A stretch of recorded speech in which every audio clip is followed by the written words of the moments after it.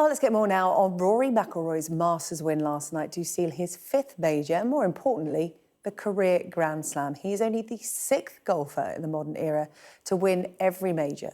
The Masters, the PGA Championship, the US Open and, of course, the Open Championship. Europe's Ryder Cup winning captain from 2014, Paul McGinley, joins me now to discuss Rory's incredible feat. Paul, how are you feeling? Have you calmed down after that? I think a lot of people are feeling quite tired and emotional still. Yeah, I mean, I think the human element, Sarah Jane, is what brought people into it. They all know the trials and tribulation that Rory has had in the last couple of years in these major championships and the near misses he's had and the opportunities that he's let slip through his fingers. So they were bought in from that. And like a Hollywood movie, everybody loves a redemption story and a comeback story. And then when you bring it into the actual play of the 18 holes, so that was the backdrop to it. And then you bring it into the 18 holes of play yesterday. And we had a small microcosm of it yesterday, where just when he looked like he was going to go off into the distance, then he found a way of coming back to the field, and then he went off again, and then he came back to the field. It was quite extraordinary, and every time like he looked, he was like he was losing it. He managed to dig himself out of it again. It was sport at its best. Sport is always at its best when it's got volatility in the scoring lines, and we certainly had that yesterday. We love the drama, like you said. We like the Hollywood story, Hollywood Northern Ireland or Hollywood America. He put himself through it, didn't he? And he put us through it. This is someone you've known since he was little, because Rory McIlroy has been on the scene since really young years. Just for those who are golf novices, who were brought into the Masters through this fairy tale story, what is so special about Rory McIlroy? Wow. Well, first of all, he's very dynamic in how he plays. He hits the ball further than anybody else at the top of the game. He's not a big, tall guy in stature, yet he generates enormous speed. And he's always done that. I've met him when he was 15, 16 years of age. And he was a big hitter back then. And he just got stronger and faster since then. So he plays a very dynamic game. He's also prone to making mistakes, as we saw yesterday. And people see the human element to that. And they buy into it. And they buy the fact that they don't know what's coming next from Rory. It can be brilliant, but it can be a mistake. And again, yesterday showed that. A real small microcosm of it showed it yesterday. On the 13th hole, he had a straightforward pitch from 90 yards. There was water short of the green. There was no way the water was in play. 999 times out of 1,000, he's not hitting it in that water. But somehow he managed to do it. And you think, oh, my God, he's going to lose it here. He took a 7 out of nowhere. And then 2 holes later, he's behind the trees on a par 5, and he hits a 40-yard sling hook with a 7-iron to about 8 feet from the flag. One of the greatest shots ever played at Augusta National.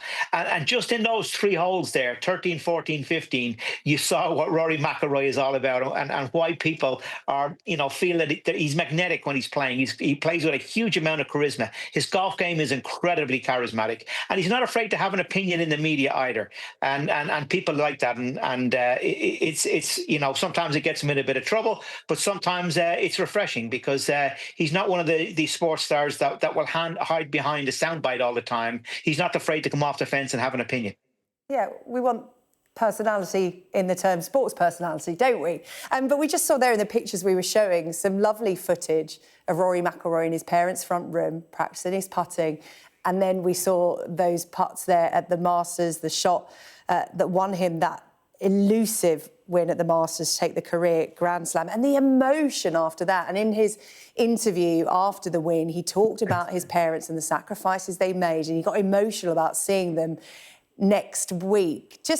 Can you just describe some of the emotion and the psychology that goes into the game of golf? Because everybody talks about mastering the swings and the shots, but it's what goes on up here, isn't it, in golf?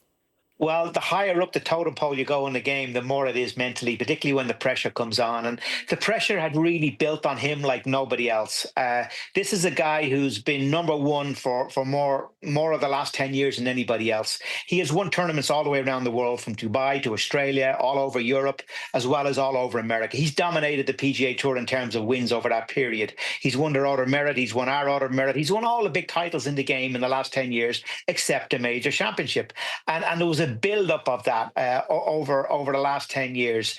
And you were kind of riding that roller coaster of emotions with him because you could see the devastation when he wasn't winning, particularly last year when he was playing in the US Open, and he really had it won, and he finished terribly, bogeying 3 of the last 4 holes to let Bryson DeChambeau come in and sneak it from him and win that. So there was a bit of unfinished business yesterday. There was a bit of an edge between those two players. They were playing in the last group together. There wasn't a word spoken between each other the way around, and that's okay. That's rivalries. That's what professional sport is about.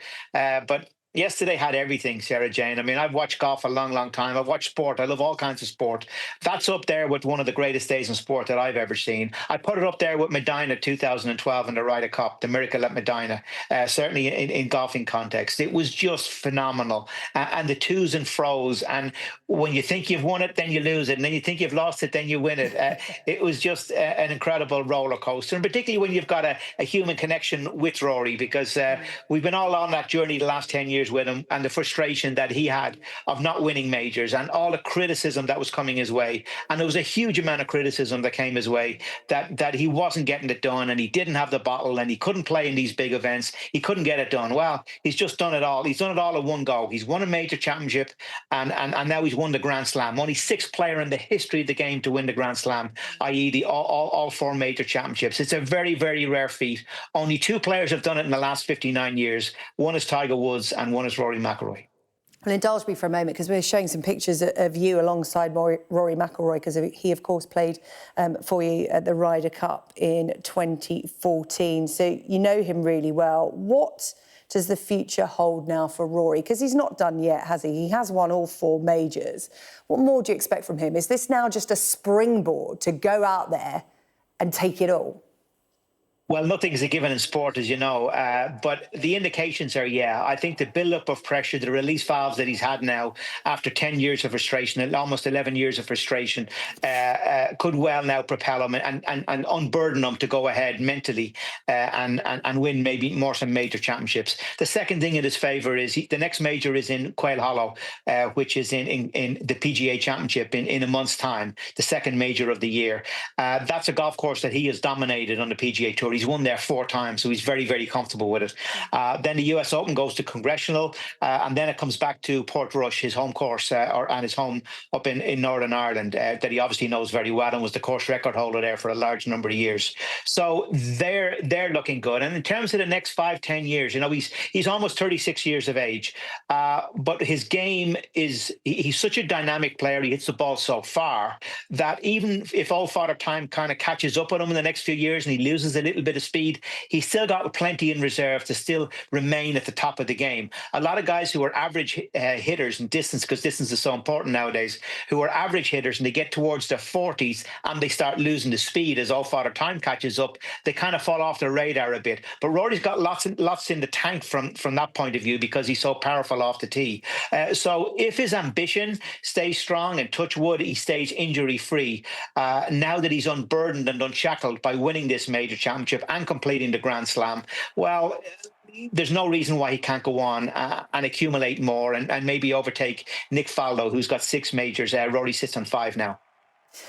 Paul, really great to talk to you and relive all of that magic. Paul McGinley there, golf fans, getting an early night tonight, because it's been quite emotional and exhausting for those who stayed up late. Paul McGinley, thank you very much.